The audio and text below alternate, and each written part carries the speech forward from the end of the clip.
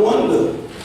Had a woman who just met a couple of weeks ago. I asked her, I said, how long have you been in this area? She said about 3 years, but I haven't found a church yet. Oh, God.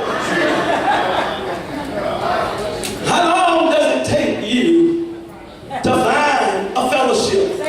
First of all, you ought to be praying about where you're going.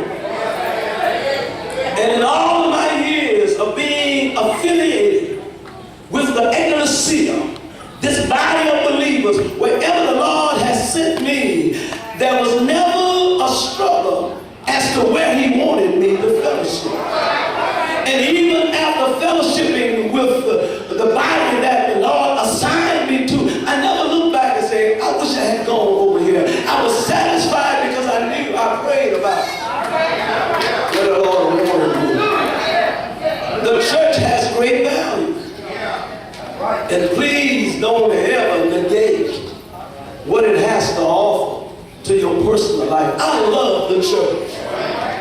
I've got confidence in the church. I believe in the church. And moreover, the church loves Buddy Reed. I believe with all my heart, if I ever fell into something or I needed something, I would look for the church. We still need the church. In this little discourse, just a few moments, in this little discourse, Jesus is here with his disciples. And he asks a profound question. He said, whom do men say that I am? I know they may be saying a lot of things, but one thing you ought to know for yourself. What you think about it. Whom do men say that the Son of Man am? And immediately we start going in our repertoire of understanding what people say, of their testimonies, what some say. But you need to answer that question for yourself. So wait a minute. I hear what you're saying about what all those folks are saying. But when you say, you, ye that I am, what do you have to say about it? Who I am. What has he been to your life? Who is he to your life? And Peter went on and he said, thou art the Christ, the Son of the living God.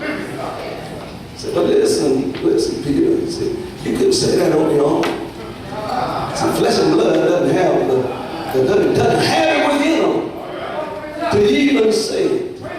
Oh no, the flesh and blood can't reveal that kind of stuff to you. Had a preacher with us one time some years ago, and I didn't like his preaching no how. I knew something wrong with his preaching. So I called him in. I need to talk to you. So he came in and he said, I need to talk to you also. All right. So I back up. I said, what is it you need to talk to me about?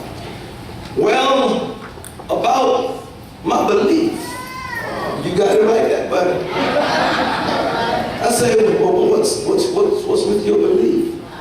He said, I don't believe Jesus Christ is the Son of God. Anybody ever walk in your office and say that to you? I said, wait. What are you saying? I don't believe he's the Son of God. Oh my God. I said, well, who is he? He said, he's the son of the devil. And then he turned it on me. He said, do you remember what you said one day when you were preaching? I said, what was that? He said, you asked the question, why have you ever prayed and you felt your prayers were not answered? I said, hold it. Let's get this in perspective. I said, I was raising a question for an argument, but never to consider that Jesus Christ was not able to answer your prayer. He said the reason why he didn't answer because he didn't have power.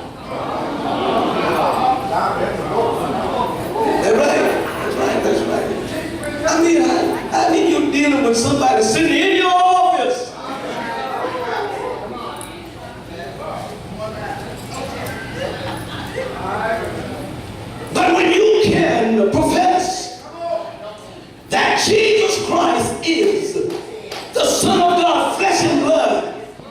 Can I establish that in you? Or affirm it in you? You can only, in fact, the only way you're going to be saved, you've got to have the Holy Spirit who imparts that within you. And thank God to bring you to that place where you can stand up and say, Jesus Christ. And when you stop and think, but he's the only one. And when she kept singing, Jesus, Jesus, I said, that's the name. That's the name. That's the only name. So even when it comes to the church, you better find Jesus Christ wrapped up, tied up, and tangled up with him. And thank God for the church.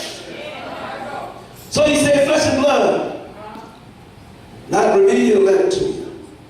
And then in verse 18, he drops it all into one convenient little package for us. He said, I say unto you, thou Peter, and upon this rock I will build my church, and the gates of hell shall not prevail against it. Just a few moments, I want to just unpack verse 18. Verse 18. Number one in verse 18, you'll discover this. When he said, upon this rock, he says, I will build my church. Know for a fact, it is solid. It is foundation. Upon this rock, you should never attempt to build anything unless it's on a solid foundation. Because the winds will come. The rains will come. And if it's not built upon a solid foundation, and let me tell you, I'm not talking about a building. I'm talking about the church. Because I know some buildings. In fact, we had a building right across the street from us, which was considered a church, but it was repossessed. In fact, it went out of business.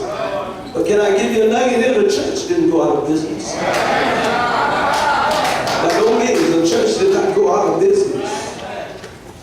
And what I like about this foundation, it has a wonderful, enduring quality. The foundation, it's established upon the person of Jesus Christ, the anointed one.